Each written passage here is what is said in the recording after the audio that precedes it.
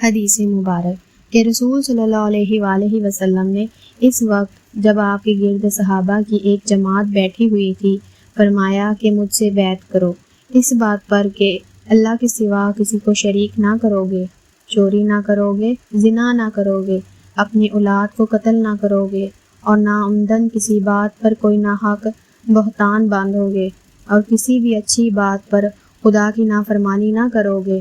جو کوئی تم میں اس عہد کو پورا کرے گا تو اس کا ثواب اللہ کے ذمے ہے، اور جو کوئی ان بری باتوں میں سے کسی کا ارتکاب کرے اور اسے دنیا میں اسلامی قانون کے تحت سزا دے دی گئی تو یہ سزا اس کے گناہوں کے لیے بدلہ ہو جائے گی،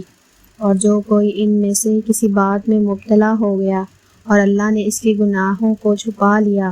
تو پھر اس کا معاملہ اللہ کے حوالے ہے، اگر چاہے معاف کرے اور اگر چاہے سزا دے دے۔ عبادہ کہتے ہیں کہ پھر ہم